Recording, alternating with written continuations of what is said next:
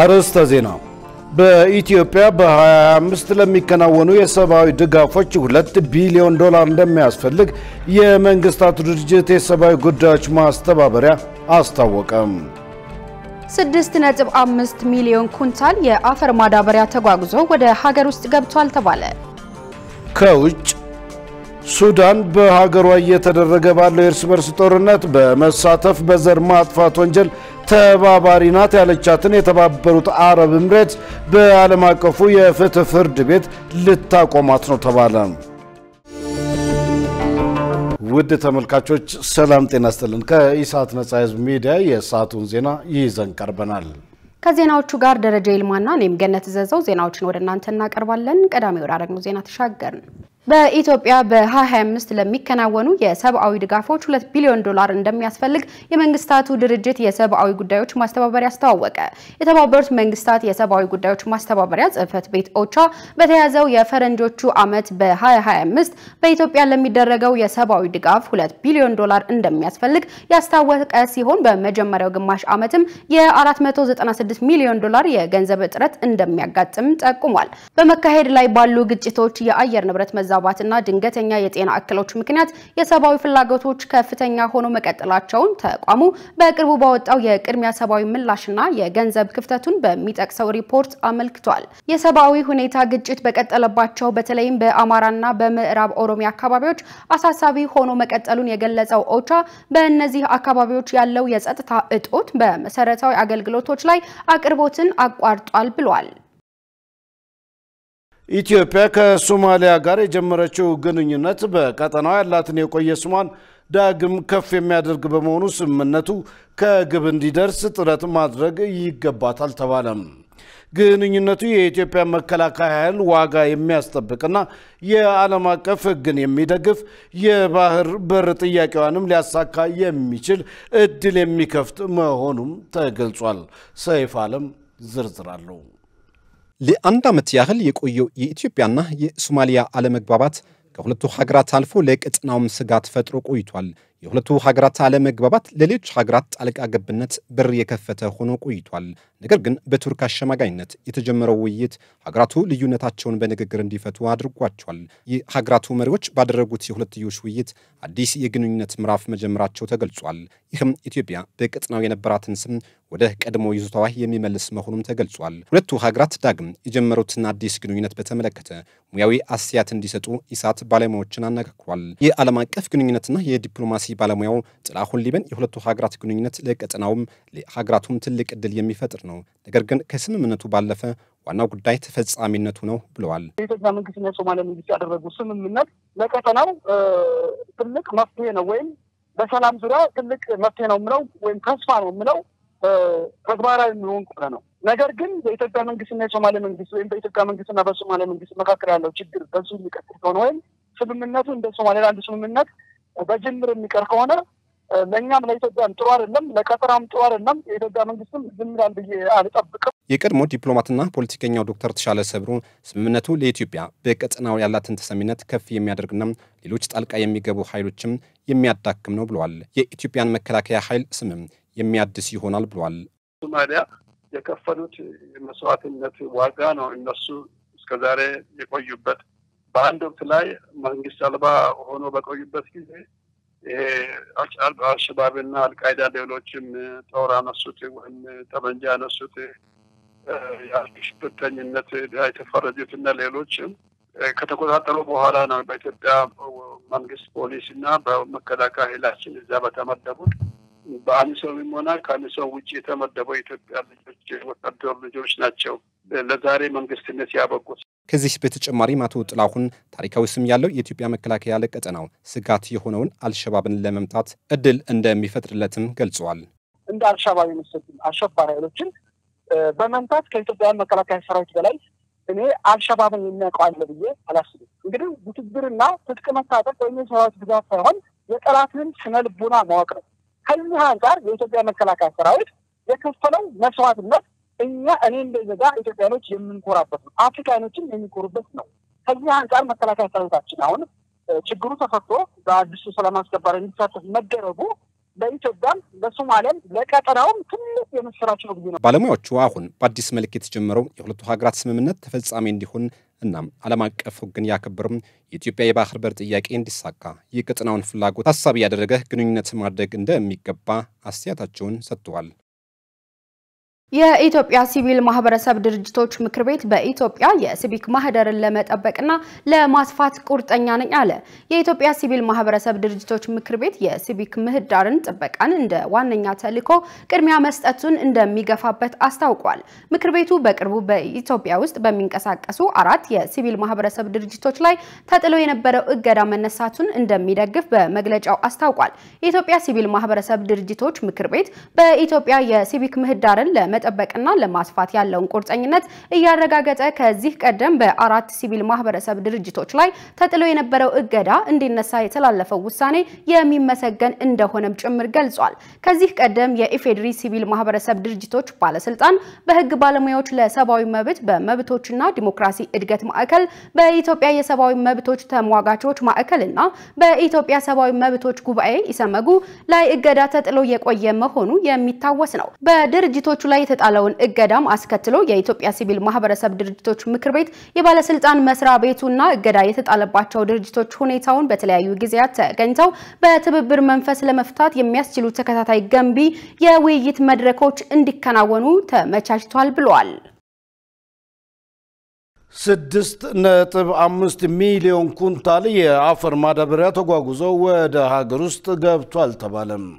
የጸጥታ ችግር ባለባቸው አካባቢዎች የአፈርን ማዳበሪያ በሚፈለገው ልክ ለአርሶ አደሩ ተደራሽ ለማድረግ ከሚመለከታቸው ባለድርሻ አካላት ጋር በቅንጅት እየተሰራ መሆኑን የግብርና ሚኒስቴር ገልጿል።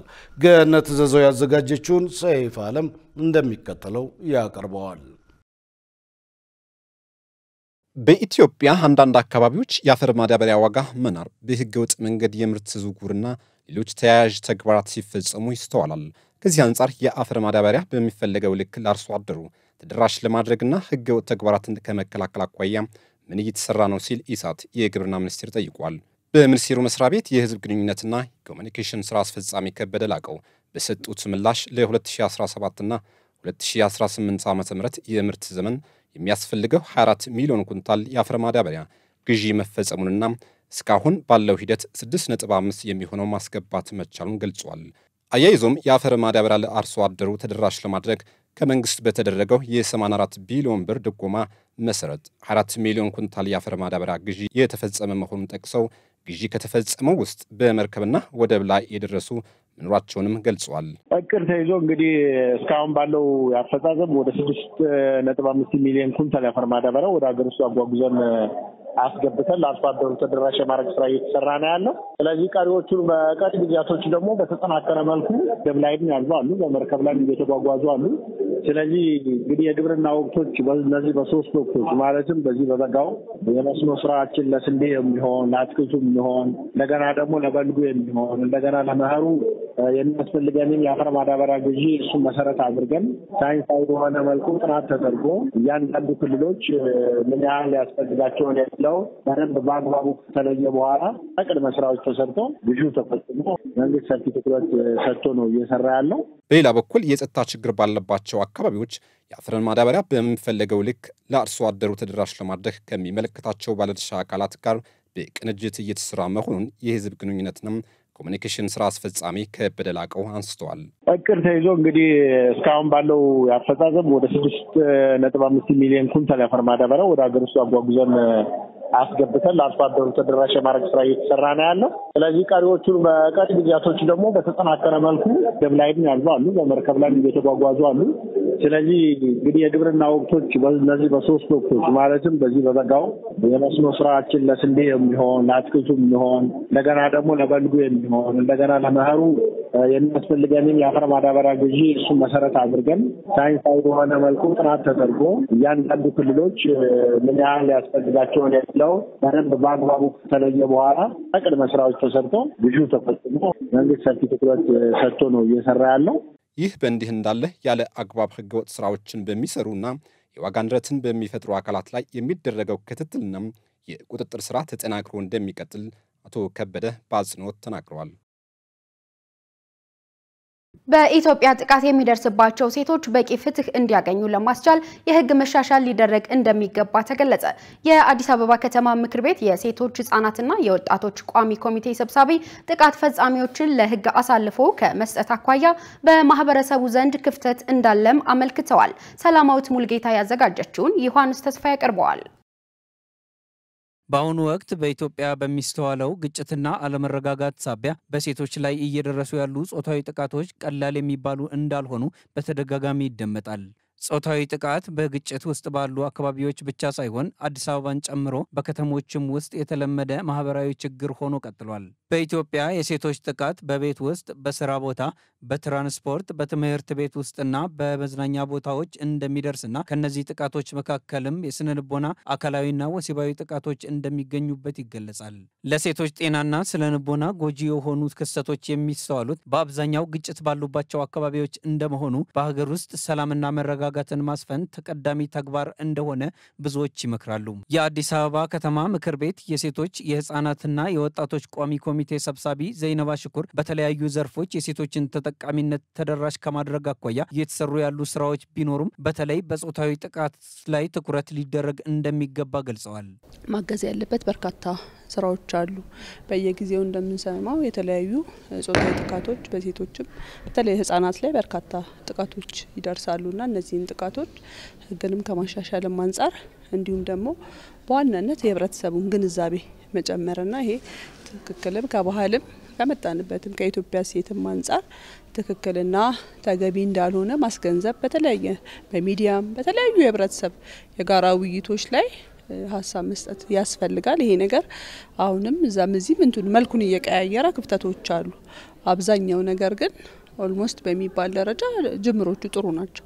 አሁንም ግን ቢሆን በተለይ ጾታ ጥቃቱ ላይ ሁላችንም ኃላፊነታችንን ወጥተን ብንሰራ የበለጠ ተጠቃሚ መሆን እንችላለን። የቋሚ ኮሚቴው ሰብሳቢዋ አክለውም ብዙውን ጊዜ የሴቶች ጥቃት በቅርብ ሰው ወይም ዘመድ ሲፈጸም ለህግ አሳልፎ ከመስጠት አኳያ በማህበረሰቡ ዘንድ ክፍተት እንዳለ ገልጸው ይህም የፍርድ አሰጣጥ ሂደቱ ላይ ተግዳሮት እንደሚፈጥር አንስተዋል። ጥቃት የደረሰባቸው ሴቶች በቂ ፍትህ እንዲያገኙ ለማስቻል የህግ መሻሻል ሊደረግ እንደሚገባና ለማህበረሰቡ የሚደረገው የግንዛቤ ማስጨበጫም ተጠናክሮ መቀጠል እንዳለበት አንስተዋል። የህጉ ብቻ ሳይሆን ብቻውን ለውጥ ያመጣ መጋውን ልናውጣ እንችላለን። መሻሻል አለበት ግን ብቻውን አይደለም። ህጉ ቢሻሻልም መሻሻል አለበት ግን ደግሞ በዋናነት ህብረተሰቡ ይመለከተኛል የጎረቤት የልጅ እንደዚህ ባላየ ዝም ማለት ሳይሆን ጉዳዮች ሲፈጸሙ ቶሎ ለሚመለከተው አካል መረጃ መስጠት፣ ግንዛቤ መስጠት፣ የሚመለከተው አካል ደግሞ ቶሎ ወደ ፍትህ አካላት መውሰድና አስፈላጊውን ቶሎ እርምጃ ፈጣን ምላሽ እንዲሰጥ ከማድረግ አንፃር ህብረተሰባችን በጣም ብዙ ይቀሩታል። እነዚህ የሚጎዱ ህፃናት ወይም ሴቶች ቶሎ በቀላሉ የሚመለስ አይደለም።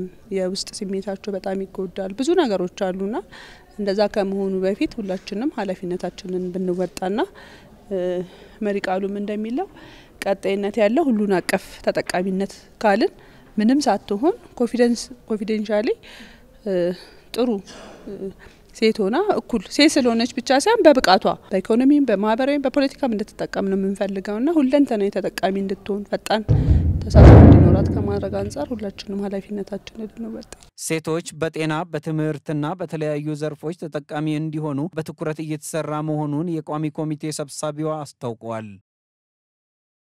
ውድ ተመልካቾች በትናንትናው ዕለት በነበረው የምሽት ዜና ወጃ በኢትዮጵያ ሴቶች በኢኮኖሚ በማህበራዊና በፖለቲካው ዘርፍ ያላቸው ተሳትፎ ከ7 በመቶ በታች መሆኑ ተገለጸ በሚል የቀረበው ዜና ስህተት መሆኑን እየገለጽን ዜናው በዓለም አቀፍ ደረጃ የሴት ልጆች ትምህርት ተሳትፎ ከ70 በመቶ በታች መሆኑን የኢትዮጵያ ሴቶች ልማት ድርጅት ገለጸ በሚል እንዲስተካከል እንጠይቃለን።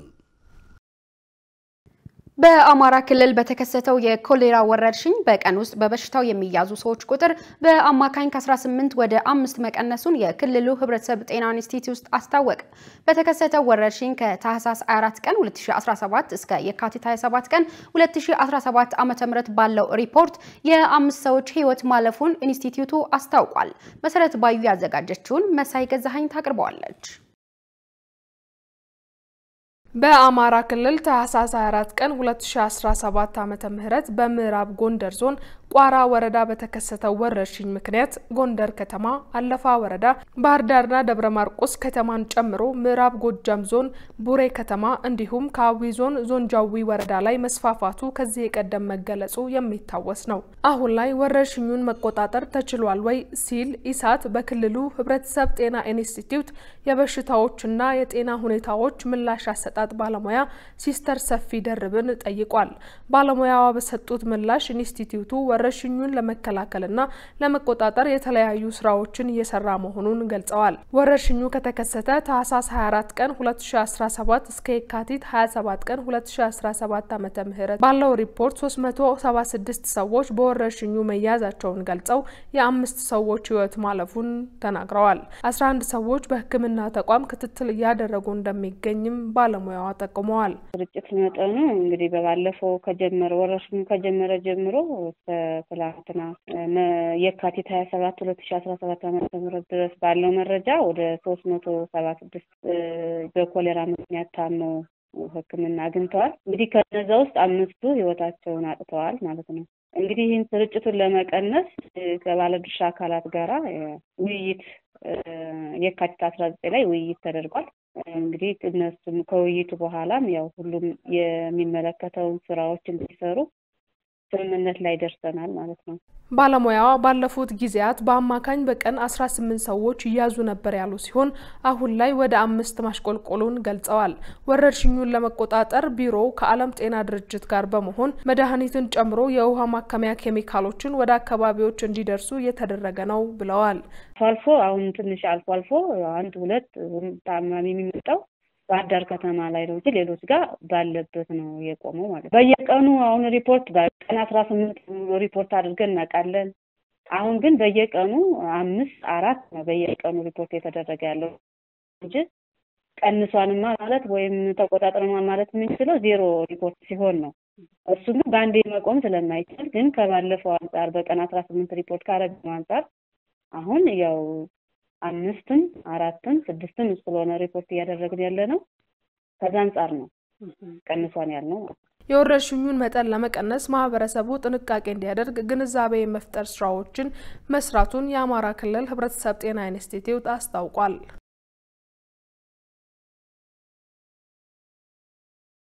ኢትዮጵያ የአየር ንብረት ለውጥን ለመቋቋም የሚያስችሉ ተጨባጭ እርምጃዎችን እየወሰደች ነው ተባለም። ኢትዮጵያ የአየር ንብረት ለውጥን ለመቋቋም እያከናወነቻቸው ያሉ ተግባራት ውጤታማ እንዲሆኑ ዩኒቨርሲቲዎች በጥናትና ምርምር ማገዝ እንደሚጠበቅባቸው የፕላንና ልማት ሚኒስትር ዶክተር ፍጹም አሰፋ ገልጸዋል።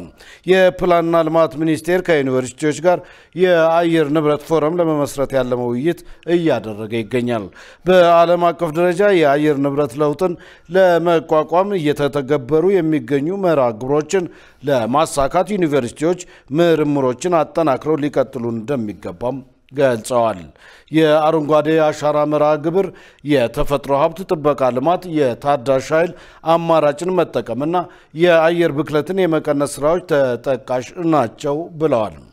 የትምህርት ሚኒስቴር ተወካይ ዶክተር ኤባ ሚጀና በበኩላቸው ዩኒቨርሲቲዎች በአየር ንብረት ለውጥ ላይ እየተሰሩ ያሉ የጥናትና ምርምር ስራዎች ወደ ተግባር እንዲገቡና ለፖሊሲ ግብዓቶች እንዲውሉ መትጋት ይጠበቅባቸዋል ብለዋል ሲል የዘገበው ኢዜአ ነው። ውድ ተመልካቾች ከኢሳት ነጻ የህዝብ ሚዲያ ለሰዓቱ የያዝነው ዜና ወደ እናንተ እየደረሰ ነው። አሁን ደግሞ የቢዝነስ ዜና ወደሚቀርብበት የአየር ጊዜ ላይ ደርሰናል። መሰረት ባዩ ጠብቀናለች። ወደዛው እንለፍ።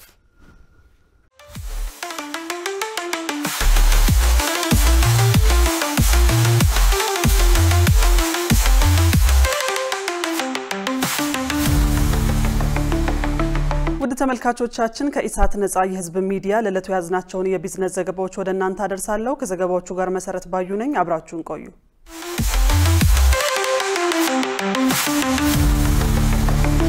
14ኛው የኢትዮ ቻምበር ዓለም አቀፍ ንግድ ትርኢት ከ60 በላይ አነስተኛና መካከለኛ የሀገር ውስጥ የሥራ ፈጣሪዎች ፈጠራቸውን አቅርበው ድጋፍ የሚያገኙበት እንደሆነ ተገለጸ።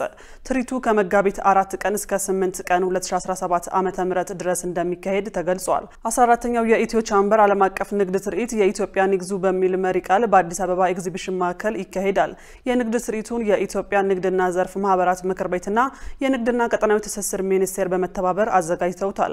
የንግድና ቀጠናዊ ትስስር ሚኒስቴር ዴታ ያስሚን ወሃብ ረቢ እንደገለጹት የንግድ ትርኢቱ የኢትዮጵያን ምርቶች አገልግሎቶችና ግብዓቶች በማስተዋወቅ ለሀገሪቱ ኢንዱስትሪ ልማት እድገት ለስራ ፈጠራና ለንግድ ስራ መስፋፋት የሚያግዙ ቴክኖሎጂዎች የሚቀርቡበት እንደሆነ ተገልጿል። ከ200 በላይ የሀገር ውስጥና የውጭ ኩባንያዎች የሚሳተፉበት ሲሆን በኩባንያዎቹ መካከል የገበያ ትስስር የእውቀትና ልምድ ልውውጥ ለመፍጠር ትልቅ ጠቀሜታ እንዳለው ሚኒስቴር ዴታዋ ጠቁመዋል። እንዲሁም ከ60 በላይ አነስተኛና መካከለኛ የሀገር ውስጥ የስራ ፈጠራዎች ፈጠራዎቻቸውን አቅርበው ድጋፍ የሚያገኙበት መሆኑን አመላክተዋል። እንደ ወይዘሮ ያስሚን ገለጻ የንግድ ትርኢቱ ለ5 ቀናት የሚቆይ ሲሆን ከዓለም አቀፍ የንግድ ተቋማትና በሀገር ውስጥ ኢንተርፕራይዞች ምርትና አገልግሎቶች ይቀርባሉ። እንዲሁም የአቻላቻ የንግድ መድረክ ይካሄድበታልም ብለዋል። በኩባንያዎቹ መካከል የቴክኖሎጂ ሽግግር በሚፈጠርበትና ኢትዮጵያን በራሳቸው ምርት ኮርተው ሸመታ የሚያካሂዱበት መሆኑን አመላክተዋል ሲል ኢፕድ ዘግቧል። የህንድ ኩባንያዎች በኢትዮጵያ ኢንቨስትመንት እንዲሰማሩ ጥሪ ቀረበ። በህንድ የኢትዮጵያ አምባሳደር ፍስሐ ሻውል ከሀገሪቱ የንግድና ኢንዱስትሪ ምክር ቤት ፕሬዝዳንት ሃርቫን ሻርዳን አጋርዋል ጋር ተወያይተዋል። በዚህ ወቅት በኢትዮጵያ እየተተገበረ ያለው የማክሮ ኢኮኖሚ ፎረም ውጤታማነትን ያነሱት አምባሳደሩ የኢትዮጵያ ኢንቨስትመንት እድሎችን በተመለከተ ገለጻ አድርገዋል። ኩባንያዎቹ በኢትዮጵያ የኢንቨስትመንት አማራጮች ላይ እንዲሳተፉም ጥሪ ማቅረባቸውን የኤምባሲው መረጃ አመልክቷል። በውይይቱ ላይ ከ35 በላይ የንግድ ኩባንያዎችና ተወካዮች የተሳተፉ ሲሆን የሁለቱን ሀገራት የንግድና ኢንቨስትመንት ትስስር ለማጠናከር ተስማምተዋል ተብሏል። በወርቅ ማምረት ስራ ላይ ተሰማርተው የነበሩ 32 አምራቾች ፍቃድ መሰረዙ ተገለጸ። በደቡብ ምዕራብ ኢትዮጵያ ህዝቦች ክልል የማዕድን ዘርፍ አፈጻጸም አሳሳቢ ደረጃ ላይ መድረሱን የክልሉ ማዕድንና ኢነርጂ ልማት ቢሮ አስታውቋል። በክልሉ ከሚገኙ 56 ልዩ አነስተኛና 12 ባህላዊ የወርቅ አምራቾች መካከል አፈጻጸማቸው ደካማ የሆኑት 32ቱ ፍቃዳቸው መሰረዙን ካፒታል ዘግቧል። የክልሉ ማዕድንና ኢነርጂ ልማት ኤጀንሲ ዋና ዳይሬክተር አቶ ገብረማርያም ሰጠኝ በ6 ወራት ውስጥ ምንም አይነት ወርቅ ማምረት ያልቻሉ 12 ልዩ አነስተኛና 2 ባህላዊ አምራቾች ይገኛሉ። አሳማኝ ምክንያት ካላቀረቡ በቀጣይ እርምጃ ይወሰድባቸዋል ሲሉ አስጠንቅቀዋል። በድንጋይ ከሰል ማምረት ፍቃድ ከወሰዱ ከ20 በላይ ባለፍቃዶች መካከል እስካሁን ወደ ማምረት የገቡት 8 ብቻ መሆናቸውን ተጠቁሟል። በበጀት ዓመቱ 6 ወራት 150 ኪሎ ግራም ወርቅ ለማምረት ታቅዶ 75.5 ኪሎ ግራም እንዲሁም 100 ሺህ ቶን ድንጋይ ከሰል ለማምረት ታቅዶ 50 ሺህ ቶን ብቻ ማምረት መቻሉ የተነገረ ሲሆን የምርት እጥረቱ ምክንያት ህገወጥነትና ወደ ስራ ያልገቡ አምራቾች መሆናቸው እንደሆነ ተገልጿል። የቀጥታ ግዢ የሚዛን አገልግሎት እስከ መጋቢት 30 ቀን 2017 ዓ.ም ብቻ የሚሰጥ መሆኑ ተገለጸ። የንግድና ቀጠናዊ ትስስር ሚኒስቴር በ2017 ዓ.ም የምርት ዘመን በቀጥታ ግዢ ከአቅራቢዎች ገዝተው የሚልኩ ላኪዎች የሚዛን አገልግሎት የሚሰጠው እስከ መጋቢት 30 ቀን 2017 ብቻ መሆኑን ገልጿል። በመሆኑም በ2017 ዓ.ም የምርት ዘመን በቀጥታ ግዢ አቅራቢዎች ገዝተው የሚልኩ ላኪዎች የሚዛን አገልግሎት የሚያገኙት እስከ መጋቢት 30 ቀን 2017 ዓ.ም ብቻ መሆኑ ታውቆ በጊዜ መመዝገብ እንዲጀምሩ ሚኒስቴር መስሪያ ቤቱ አስታውቋል። ውድ ተመልካቾቻችን በእለቱ በተመረጡ ባንኮች ያለውን የውጭ ምንዛሬ ዋጋና የብሔራዊ ባንክ የወርቅ ግብይት መረጃ ተከታትለን እንመለስ።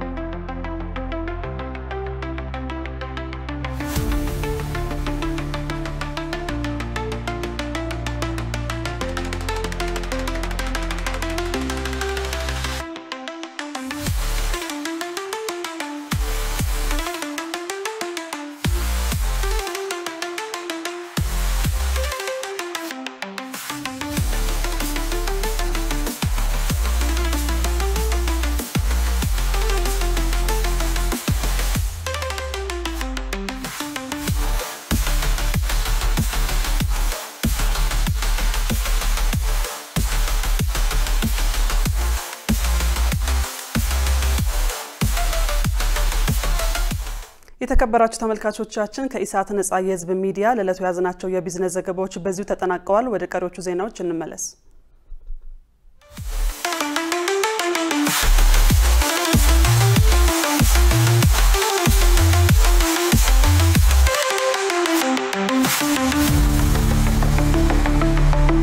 የተከበራችሁ ተመልካቾቻችን ከኢሳት ነጻ የህዝብ ሚዲያ ሰዓቱ ዜናዎች እንደቀጠሉ ናቸው። አሁን ደግሞ ወደ ውጭ ዜና ተሻገር። ሱዳን በሀገሯ እየተደረገ ባለው የእርስ በርስ ጦርነት በመሳተፍ በዘር ማጥፋት ወንጀል ተባባሪ ናት ያለቻትን የተባበሩት አረብ ኤሚሬትስ በዓለም አቀፍ የፍትህ ፍርድ ቤት ልታቆማት ነው ተባለ። የተባበሩት አረብ ኤሚሬትስ በበኩሏ የሱዳንን ውንጀላ ውድቅ በማድረግ ቀልብ ለመሳብ የሚደረግ ትርኢት ነው በሚል በአፋጣኝ ክሱ ውድቅ እንዲደረግ እሰራለሁ ብላለች። ዮሐንስ ተስፋ ተጨማሪ አለው። የተባበሩት አረብ ኤሚሬትስ ለፈጥኖ ደራሽ ኃይሉ በመታደርገው ወታደራዊ የገንዘብና የፖለቲካ ድጋፍ በምዕራብ ዳርፉር በሚገኘው የማሳሊጥ ማህበረሰብ ላይ የዘር ማጥፋት ወንጀል ተባባሪ ናት ሲል የሱዳን መንግስት ክሱን ያሰማ ሲሆን ለሁለት ዓመታት በዘለቀው የሱዳን የእርስ በርስ ጦርነት ተፋላሚ ኃይሎቹ የሱዳን ጦርና ፈጥኖ ደራሽ ኃይሉ ሰብአዊ መብት ጥሰቶችን በመፈጸም ተወንጅለዋል። ፈጥኖ ደራሽ ኃይሉ በዳርፉር አረብ ባልሆኑ ነዋሪዎች ላይ የዘር ማጥፋት ወንጀል ፈጽሟል በሚል ክስ ሲቀርብበት ሱዳን ለዓለም አቀፉ ፍርድ ቤት ባቀረበችው ክስ ላይ የተባበሩት አረብ ኤሚሬትስ ግጭቱን በማቀጣጠል እንዲሁም በምዕራብ ዳርፉር በዘር ማጥፋት ወንጀል የፈጸመውን ሚሊሻ ትደግፋለች ማለቷን የፈረንሳይ የዜና ወኪል አጃንስ ፍራንስ ፕሬስ ዘግቧል።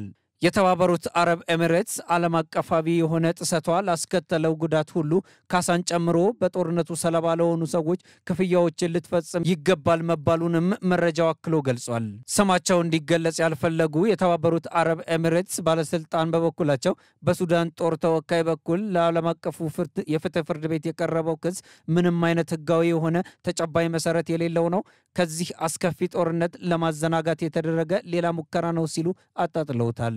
በዳርፉር ላይ የተጣለውን የጦር መሳሪያ ማዕቀብ የሚከታተሉ የተባበሩት መንግስታት ድርጅት ባለሙያዎች ቀደም ሲል የተባበሩት አረብ ኤሚሬትስ በቻድ በኩል ለፈጥኖ ደራሽ ኃይሉ የጦር መሳሪያ ታዘዋውራለች የሚለውን ታማኝነት ያለው እንደሆነ ገልጸው እንደነበር የሚታወስ ቢሆንም የዓለም አቀፉ የፍትህ ፍርድ ቤት የሚሰጠው ውሳኔ በህጋዊ መንገድ አስገዳጅ ባይሆንም ጉልህ የሆነ ፖለቲካዊ ተጽዕኖ ግን ይኖረዋል። ለሁለት ዓመታት በዘለቀው የሱዳን ደም አፋሳሽ የእርስ በርስ ጦርነት በ10 ሺዎች የሚቆጠሩ ነዋሪዎች ሲገደሉ ከ12 ሚሊዮን በላይ ሰዎች ተፈናቅለዋል፣ እንዲሁም አገሪቱን ለከፍታ ውድመት ዳርገዋታል። በዚህ ሳምንት መጀመሪያ ላይ በሰሜን ዳርፉር በተፈናቀሉ ሰዎች መጠለያ ጣቢያ ላይ በደረሰ ከባድ ጥቃት በርካታ ሰዎች ሳይገደሉ እንዳልቀሩ የተገለጸ ሲሆን ከኤልፋሸር ከተማ ወጣ ብሎ በሚገኘው አብሹክ የተጨናነቀ ገበያ ማክሰኞ ማምሻውን ለ2 ሰዓታት ያክል ከፍተኛ ጥቃት እንደተፈጸመበት የአካባቢው ባለስልጣናት ለቢቢሲ ተናግረዋል። መረጃውን ስናጠናቀር አልጀዚራን፣ አልአይንንና ቢቢሲን በዋቢነት ተጠቅመናል። በበሽር አልአሳድ ደጋፊዎችና በአዲሱ የሶሪያ መንግስት የጸጥታ ኃይሎች መካከል በተከፈተው ውጊያ 70 ሰዎች ተገደሉ። በቀድሞ የሶሪያ መሪ በሽር አልአሳድ ታማኞችና በአዲሱ መንግስት የጸጥታ ኃይሎች መካከል በተካሄደ ከፍተኛ ውጊያ ከ70 በላይ ሰዎች መሞታቸው ተሰምቷል። የትላንቱ ውጊያ የተከሰተው ላታኪያ በተባለችው የባህር ዳርቻ ከተማ የመንግስት ጸጥታ ኃይሎች ለደህንነት ስራ እየተንቀሳቀሱ ባለበት ከታጣቂዎች ጋር በተፈጸመባቸው ድንገተኛ ጥቃት መሆኑ የታወቀ ሲሆን የሶሪያ የባህር ዳርቻ ከተሞች የበሽር አልአሳድ ቤተሰቦችና የቀድሞ ከፍተኛ ባለስልጣናት እንዲሁም የአልዋቲ ሙስሊሞች መኖሪያ ናቸው። ሐሙስ ዕለት ማምሻ ላይ መቀመጫውን በሶሪያ ያደረገው ስቴፕ የዜና ወኪል ይዞት በወጣው መረጃ የመንግስት ጸጥታ ኃይሎች ወደ 70 የሚጠጉ የቀድሞ የአገዛዙ ተዋጊዎችን ሲገድሉ ከ25 በላይ የሚሆኑ ደግሞ በጃብሌና አካባቢው መያዛቸውን ዘግቧል። በሌላ በኩል በጦርነቱ ወቅት የአማጽያን ጠንካራ ይዞታ በነበረችው አሊፖና ሆምስ አካባቢዎች ማንነታቸው ካልታወቁ ታጣቂዎች ጋር የመንግስት የጸጥታ ኃይሎች ውጊያ ከፍተው እንደነበርና ከፍተኛ የጦር መሳሪያ ድምጽ መሰማቱን ቢቢሲ ዘግቧል። የሶሪያ መከላከያ ሚኒስቴር ቃል አቀባይ ኮሎኔል ሐሰን አብዱል ጋኒ በላታኪያና ቶርቶስ ለሚዋጉት የአሳድ ታማኝ ወታደሮች በመንግስት ሚዲያ ማስጠንቀቂያ በሰጡበት ወቅት በሺዎች የሚቆጠሩት መሳሪያቸውን አስረክበው ወደ ቤተሰቦቻቸው መመለስን መርጠዋል። አንዳንዶች ደግሞ ገዳዮችና ወንጀለኞችን በመጠበቅ መሞትን የመረጡ አሉ። ምርጫቸው ግልጽ ነው። መሳሪያችሁን ፍቱ ወይም የማይቀረውን ዕጣ ፈንታችሁን ትጋፈጣላችሁ ብለዋል። የአህመድ አልሻራ መንግስት የአሳድ ደጋፊዎች ከሚገኙበት የባህር ዳርቻ ከተሞች ብቻ ሳይሆን በቅርቡ ከድሩዝ ኃይሎች ጋር ውጊያ ውስጥ ገብቶ እንደነበርም ይታወሳል።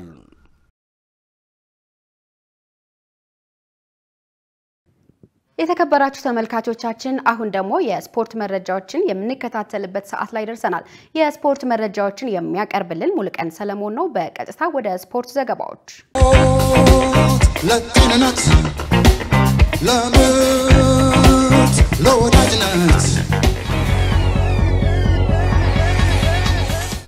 ሰላም ጤና ይስጥልን ተመልካቾቻችን። ከኢሳት ነጻ የህዝብ ሚዲያ የሰዓቱ ስፖርታዊ መረጃዎች ጋር ሙሉቀን ሰለሞን ነኝ። በሰርቢያ ኒስ ከተማ በሚካሄደው የሴቶች ዓለም ዋንጫ የቦክስ ውድድር ኢትዮጵያ ተሳታፊ መሆኗ ተረጋገጠ።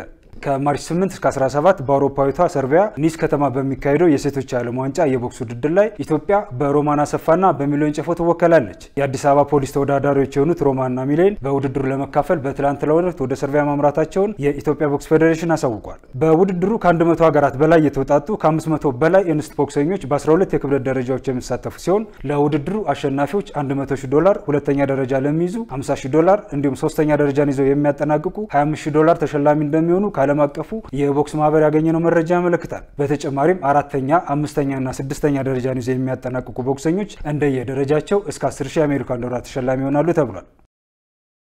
የኢትዮጵያ ከ17 ዓመት በታች ሴቶች ብሔራዊ ቡድን የፊታችን ቅዳሜ ከካሜሮናቸው ጋር ይጫወታል። የኢትዮጵያ ከ17 ዓመት በታች ሴቶች ብሔራዊ ቡድን የ2025 የዓለም ዋንጫ ማጣሪያ ሁለተኛ ዙር የመጀመሪያ ጨዋታ የፊታችን ቅዳሜ በካሜሮን ኦሎምፒክ ስቴዲየም ያደርጋል። ለዚህ ጨዋታ የቡድኑ አሰልጣኝ ራውዳሊ ከፕሪሚየር ሊግና ከከፍተኛ ሊግ የመረጠቻቸውን 18 ተጫዋቾችን በመያዝ በትላንትናው ዕለት ካሜሮን ገብታለች። የ2025 ከ17 ዓመት በታች ሴቶች የዓለም ዋንጫ ከኦክቶበር 17 እስከ ኖቬምበር 8 2025 በሞሮኮ ይካሄዳል።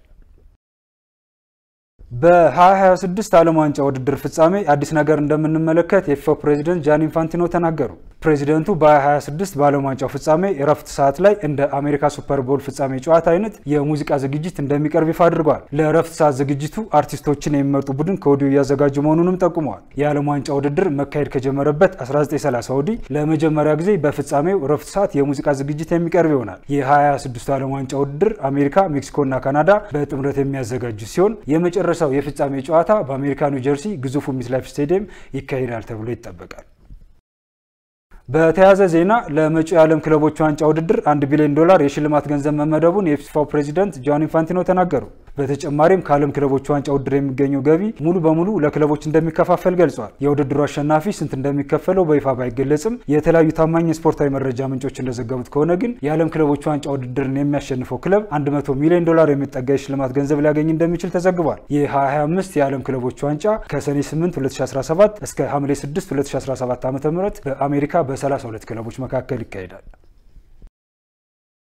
በመጨረሻም በተለያዩ የዓለማችን እግር ኳስ ሊጎች በሳምንቱ መጨረሻ ቀናት የተለያዩ ጨዋታዎች ይደረጋሉ። ከነዚህ መካከል የተወሰኑ ተጠባቂ ጨዋታዎችን እናስታውሳችሁ። በእንግሊዝ ፕሪሚየር ሊግ 28ኛ ሳምንት ጨዋታዎች ቅዳሜ ኖቲንጋም ፎረስት ከማንቸስተር ሲቲ ከቀኑ 9:30፣ ሊቨርፑል ከሳውዝሃምፕተንና ብራይተን ከፉላም ከቀኑ 11፣ ብሬንትፎርድ ከአስቶን ቪላ ከምሽቱ 1:30 ላይ ሲጫወቱ፣ ቶተናም ከበርንማውዝና ቸልሲ ከሌስተር ሲቲ ከቀኑ 11፣ እንዲሁም የሳምንቱ ታላቅ ጨዋታ የሆነው ማንቸስተር ዩናይትድ ከአርሰናል ከምሽቱ 1:30 ላይ ጨዋታቸውን ያደርጋሉ። በስፔን ላሊጋ 7ኛ ሳምንት ጨዋታዎች ደግሞ ነገ ቅዳሜ ባርሴሎና ከኦሳሱና ከምሽቱ 5 ሰዓት ጀምሮ ሲጫወቱ፣ እሁድ ጌታፌ ከአትሌቲኮ ማድሪድ ከቀኑ 10፣ ሪያል ማድሪድ ከሪያል ቫልካኖ ከቀኑ 12:15 ላይ የሚያደርጉ ጨዋታ ይጠበቃል።